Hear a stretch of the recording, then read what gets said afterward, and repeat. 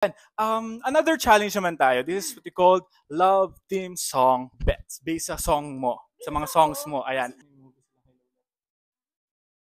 Di ba yung, Kinikilig din ako sa cat. Ayun, cat din! Bakit yung cat din ganun din? Kinikilig ako.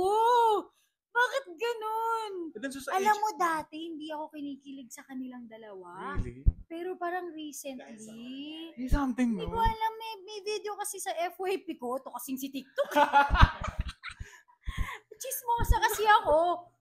Yung parang hinatid ni Catherine si Alden sa sasakyan, tapos pagbalik niya, parang happy-happy niya, parang, uy, bakla! I'm happy for you too. Anong kanta? Anong kanta para sa kanila? Dance Without the Music! May kanta akong English. Yeah. Ganito yun. You want my heart. Ano ate? You want my heart with just a smile. And the dimples on your cheek makes me wanna kiss you. Wow! Alam ko yun yung album mong naka-red pa eh. Red yung ano mo. Dance Without the Music.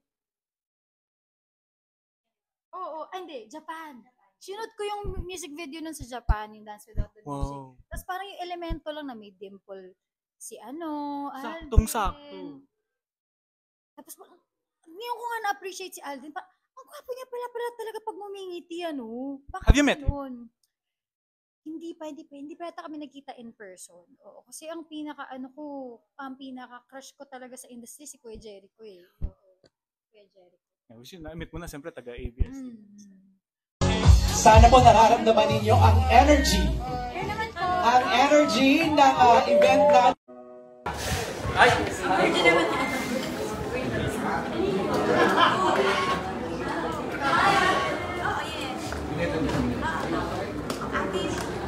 Si Tita Min. Ayan, kasunod namin. Si Tita Min. Ito.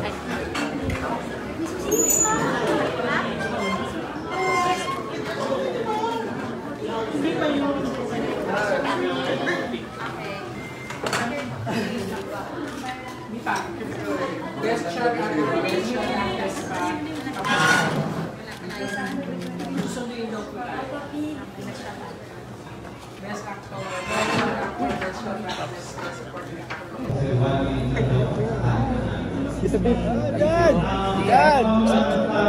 Asan yung mga ashes? Kuya kaya wait lang po. Boss. Isarado mo.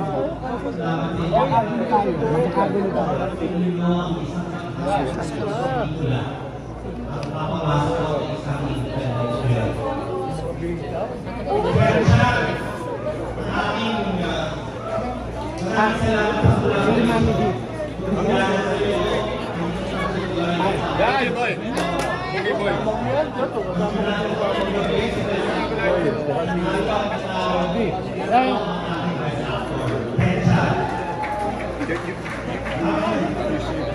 Wait. Sandali lang po. Para maayos lang po natin. Ano yung laro mo?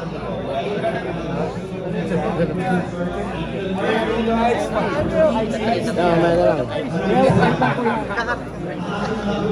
Mamaya na lang. Ay, ikaw naman.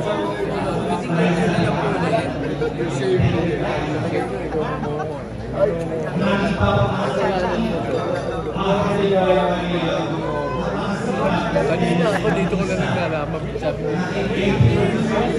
ano yung pababa sa kanila?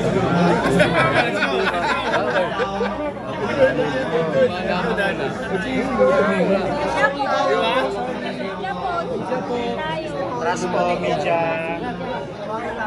Ayun po.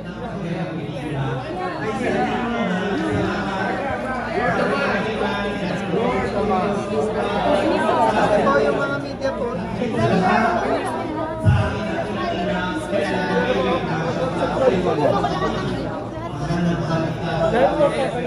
Mag-shades ka lang? Iyon naman. Sige. Nakapatay yung nakapatay. Napakasal ate ko.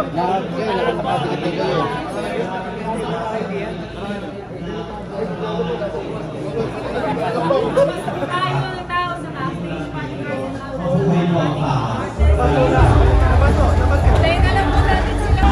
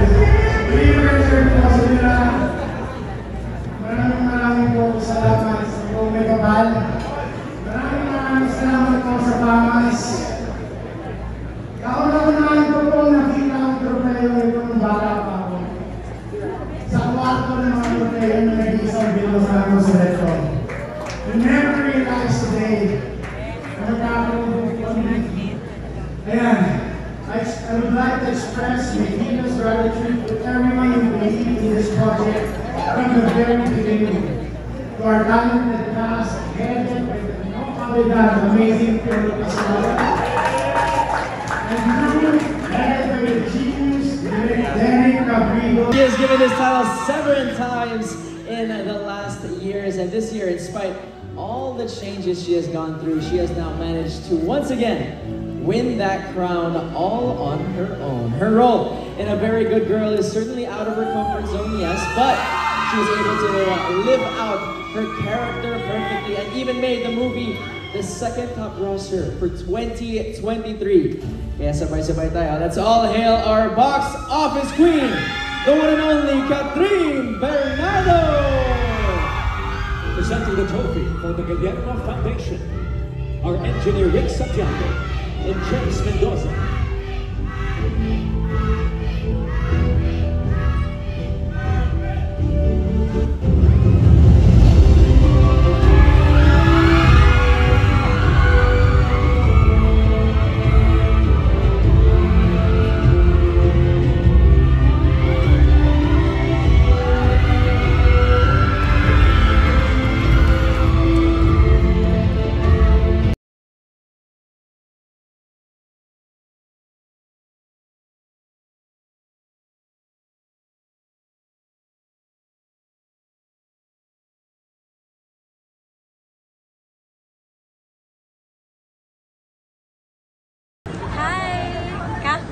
Hi guys!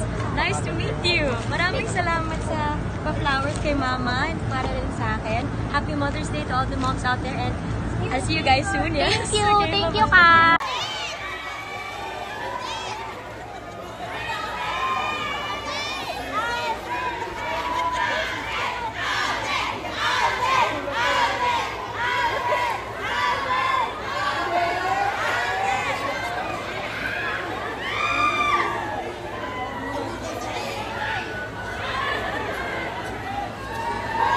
We would like to request everyone to please settle down and kindly take your seats. Thank you very much.